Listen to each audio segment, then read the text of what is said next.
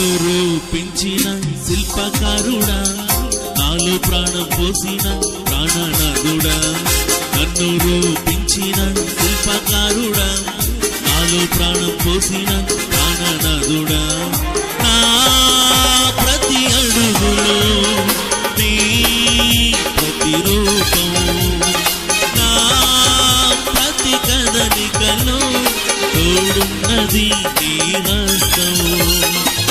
నన్ను రూపించిన శిల్పకారుడా, నాలో ప్రాణం పోసిన ప్రాణనాథుడా.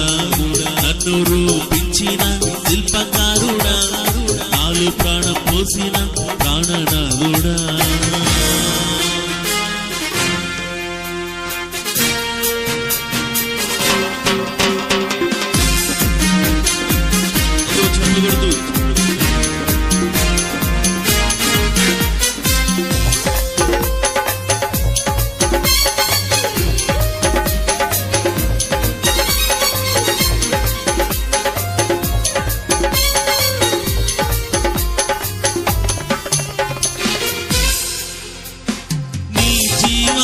నాలో అనాది కాలములో నీ ఆలోచనలో నిర్మాణమాయెను.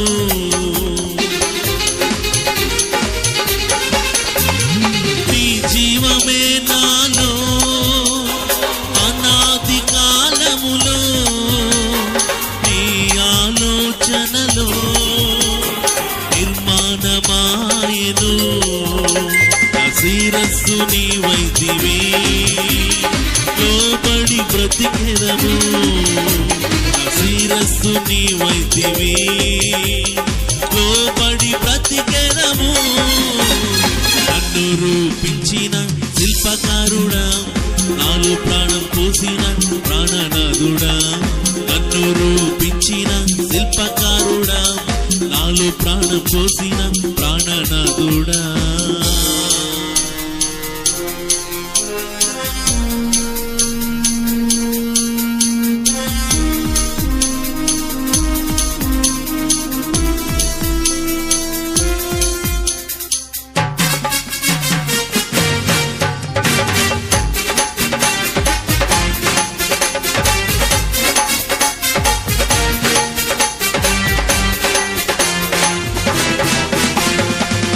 రక్తధారలతో ఈసావు నా రూపము, నీ జీవవాక్యముతో చేసావు పరిపూర్ణము.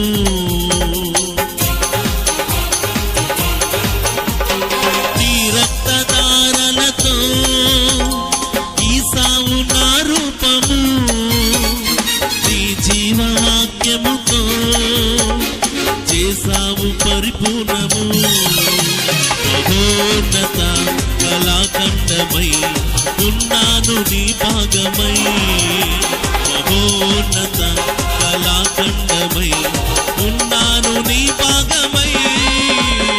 నన్ను రూపించిన శిల్పకారుడా, నాలో ప్రాణం పోసిన ప్రాణనాథుడా.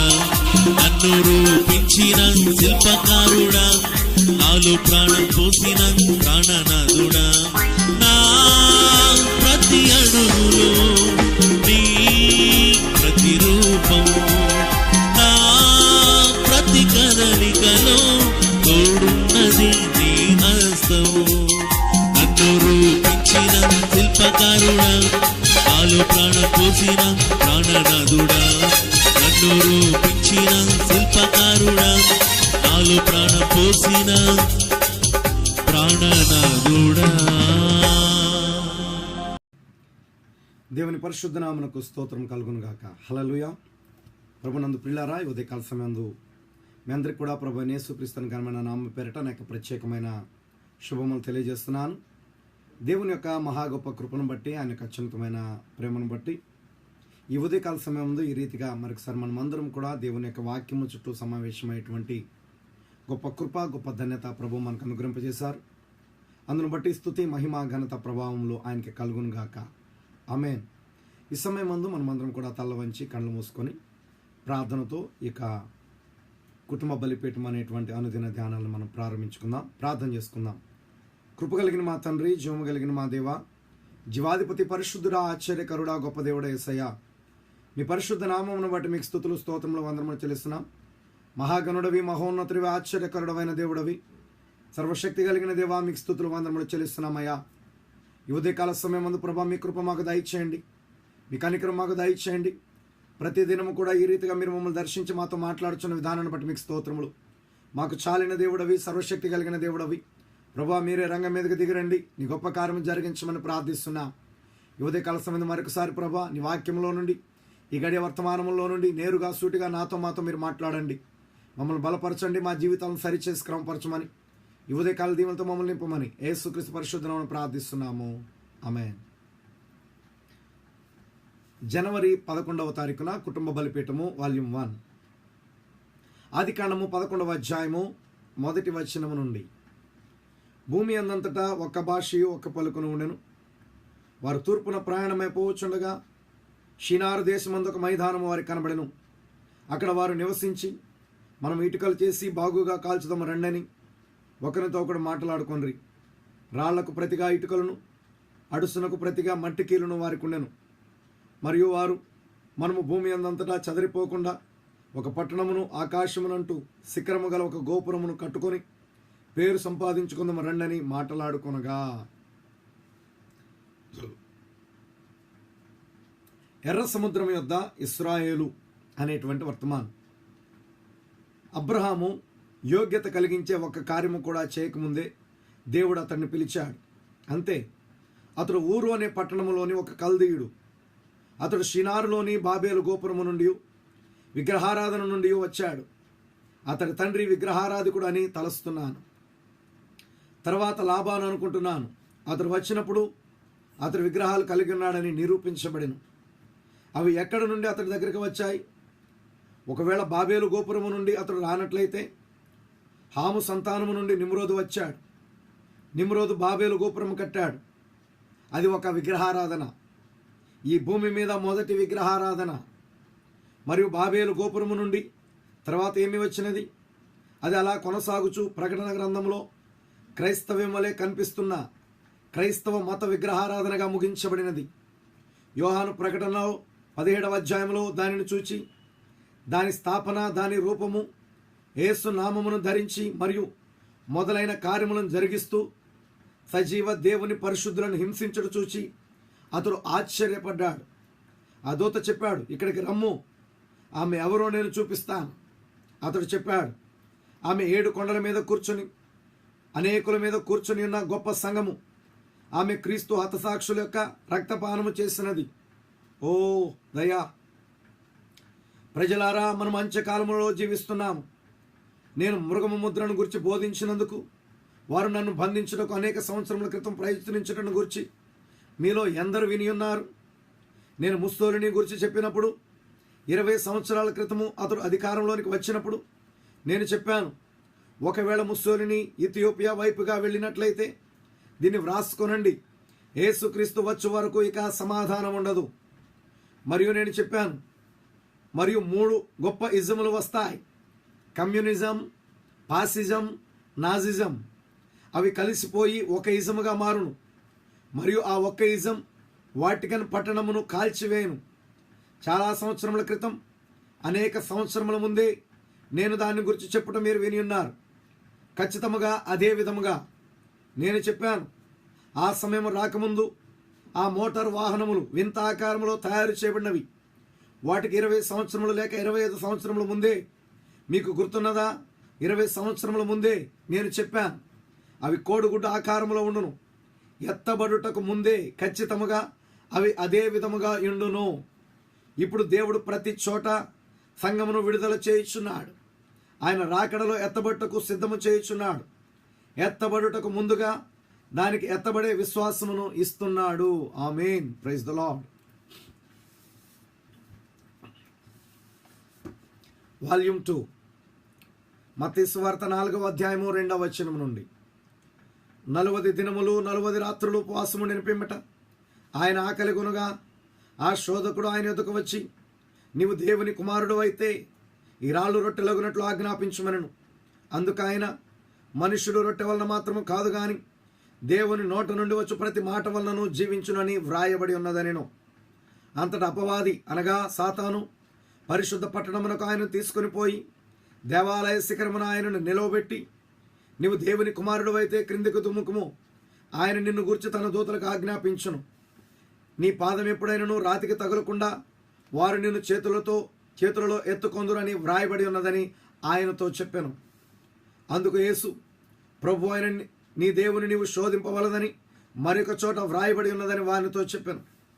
మరలా అపవాది మిగులు ఎత్తైన కొండ మీదకి ఆయన్ను తోడుకొని పోయి ఈ లోక రాజ్యములన్నిటినీ వాటి మహిమను ఆయనకు చూపి, నీవు సాగిలపడి నాకు నమస్కారము చేసినడలా వీటినన్నిటినీ నీకు ఇచ్చేదనని ఆయనతో చెప్పగా, యేసు ఆయనతో, సాతానా పొమ్ము, ప్రభు అయిన నీ దేవునికి మ్రొక్కి ఆయనను మాత్రమే సేవింపవలను అని వ్రాయబడి ఉన్నదనెను. అంతట అపవాది ఆయనను విడిచిపోగా, ఇదిగో దేవదూతలు వచ్చి ఆయనకు పరిచర్య చేసిరి. నీ చేతిలోనిది ఏమిటి అనేటువంటి వర్తమానం. దేవుడు మోషేను ఏ విధంగా పిలిచాడో, అతని ప్రారంభ దినములలో ఏ విధముగా ఎన్నుకున్నాడో, అతడు ప్రవక్తగా ఉండుటకు ఏ విధంగా జన్మించాడో మనమందరము ఎరిగి ఉన్నాము. అతడు తల్లి గర్భము నుండి జన్మించినప్పుడు అతడు సరైన బిడ్డ అని ఆమె గ్రహించినది. మోషే యేసుక్రీస్తుకు చక్కటి మాదిరిగా ఉన్నాడు. హింసల దినములలో అతడు జన్మించాడు. శత్రువు అతడిని హతము చేయుటకు ప్రయత్నించాడు. వారు యేసుక్రీస్తును హతము చేయుటకు ఆ విధముగానే ప్రయత్నించారు. యేసు జన్మించినప్పుడు 2 సంవత్సరముల లోపు మగపిల్లలను హతము చేయమని రోమా ప్రభుత్వము ఆజ్ఞ ఇచ్చింది. మోషే జన్మించినప్పుడు అతడు సుందరమైన బిడ్డగా ఉండుట చూసిన తల్లిదండ్రులు యేసేపు మరియ యేసును దాచినట్లుగా అతడిని కూడా దాచిపెట్టారు. అన్ని విషయములలో అతడు విమోచకునుగా జన్మించాడు, ప్రవక్తగా, యాజకునుగా జన్మించాడు. మరియు అన్ని విషయములలో యేసు కూడా అదే విధముగా జన్మించాడు. కానీ ధర్మశాస్త్రం ఇవ్వబడినప్పుడు మోషే విఫలమయ్యాడు.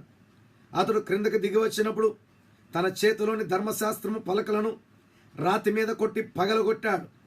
మరియు యాజకత్వము, లేవీతనము విఫలమగునని అది చూపించినది.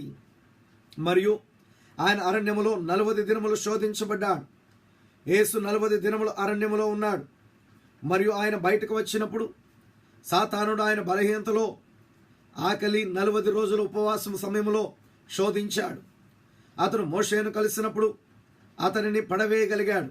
కానీ అతడు యేసును కలిసినప్పుడు మోషేలో కంటే గొప్పది ఆయనలో ఏదో ఉండుటను అతడు కనుగొన్నాడు. ఆమేన్. అతడు చెప్పాడు, నీవు దేవుని కుమారునివైతే నా ముందు ఒక అద్భుత కార్యము చేయము. నీవు దాన్ని చేయుట నేను చూసినట్లయితే అప్పుడు నేను నిన్ను విశ్వసిస్తాను. ఈ రాళ్లను రొట్టెలుగా చేయము. నీవు దేవుని కుమారునివైతే నీవు దాన్ని చేయగలవు. తండ్రి తనకు చూపిన దానిని మాత్రమే తాను చేస్తానని యేసు ఎరిగి ఉన్నాడు. ఆయన ఇలాగు సెలవిచ్చాడు, మనుష్యుడు రొట్టె వలన మాత్రమే కాదు గాని దేవుని నోట నుండి వచ్చు ప్రతి మాట వలన జీవించును అని వ్రాయబడి ఉన్నది. సాతానుడు ఎడతెగక ఆయనతో యుద్ధము చేశాడు. చివరికి లేఖనములు కూడా ఉపయోగించాడు. మరియు ఇలాగ వ్రాయబడి ఉన్నది అని తిరిగి జవాబిచ్చాడు. తనకున్న ఏ దైవిక వరమును ఉపయోగించకుండానే యేసు సాతానుని ఓడించాడు. ఆమేన్. బలహీనమైన క్రైస్తవుడు కూడా దేవుని వాక్యము ద్వారా సాతానుని జయించగలడు అని అది చూపిస్తుంది. అందుకే దీనిని ప్రజల ఎదుటకు తెచ్చుటకు నేను ప్రయత్నిస్తున్నాను. బోధకునిలో ఏమీ లేదు, అది క్రీస్తులో ఉన్నది. క్రీస్తు తన వాక్యములో ఉన్నాడు. ఆమేన్. Praise the lord. వాల్యూమ్ 3 7వ కీర్తన 11వ వచనము నుండి, న్యాయమును బట్టి ఆయన తీర్పు తీర్చును. ఆయన ప్రతిదినము కోపపడు దేవుడు. ఒకడును మళ్ళని ఎడల ఆయన తన ఖడ్గమును పదును పెట్టును. తన విల్లు ఎక్కుపెట్టి దానిని సిద్ధపరిచున్నాడు. వాని కొరకు మరణ సాధనములను సిద్ధపరిచున్నాడు. తన అంబులను అగ్ని బాణములుగా చేస్తున్నాడు. పాపమును కనుటకు వాడు ప్రసవేదన పడుచున్నాడు. చేటును గర్భమున ధరించిన వాడై అబద్ధమును కని ఉన్నాడు. వాడు గుంట త్రవ్వి దానిని లోతు చేస్తున్నాడు. తాను త్రవ్విన గుంటలో తానే పడిపోయాను. వాడు తలంచిన చేటు వాని నెత్తి మీదకే వచ్చును. వాడు యోచించిన బలాత్కారము వాని నడినెత్తి మీదనే పడును. యెహోవా న్యాయము విధించేవాడని నేను ఆయనకు కృతజ్ఞతాస్తుతులు చెల్లించేదను, సర్వోన్నతుడైన యెహోవా నామమును కీర్తించేదను. పరిపూర్ణ బలహీనత ద్వారా పరిపూర్ణమైన బలము అనేటువంటి వర్తమానం. మనలను ఆదరించుటకు ఇక్కడ ఒకటి ఉన్నది, మనలను ప్రోత్సహించుటకు ఇక్కడ ఒకటి ఉన్నది. తన రాజ్యమును నిర్మించుటకు దేవుడు బలహీనత మరియు తగ్గింపులో నుండి ప్రజలను ఎన్నుకొనుచున్నాడు. ఒకవేళ మనము పరలోకమునకు వెళ్ళినట్లయితే, ఒకవేళ మనము సంఘముతో ఉన్న దేవుని సన్నిధిలో మనము నిలవబడినట్లయితే, బలహీనులు లోకము చేత త్రోసివేయబడిన, తృణీకరించబడిన, ఏమీ తెలియని ప్రజల గుంపులో నిలబడి ఉందుము. దేవుడు మనలను గొర్రెలతో పోల్చుట వింతగా లేదా? గొర్రె అన్ని జంతువులలో నిస్సహాయమైన జీవి. గొర్రె కంటే తన్ను తాను రక్షించుకొనలేని జీవి ఏదీ లేదు. కుందేలు పరిగెత్తగలదు, ఉడత చెట్టు ఎక్కగలదు, కుక్క కరవగలదు, సింహము చీల్చివేయగలదు, గుర్రము తన్నగలదు, పక్షి ఎగరగలదు. కానీ గొర్రె నిస్సహాయముగా నిలవబడుతుంది. మనం ఆ విధంగా ఉండాలని దేవుడు కోరుచున్నాడు. మనము పూర్తిగా అయోగ్యులమని గుర్తించినప్పుడు అప్పుడు దేవుడు ఆ వ్యక్తిని తీసుకొని ఆ వ్యక్తిలోనికి తన్ను తాను రూపించుకొనును. దేవుని హస్తములు అయితే ఏమి చేస్తాయో అతని హస్తములు దాన్ని చేయును.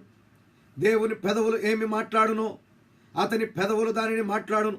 ఎందుకనగా అవి అతనివి కాదు, అవి దేవునివి.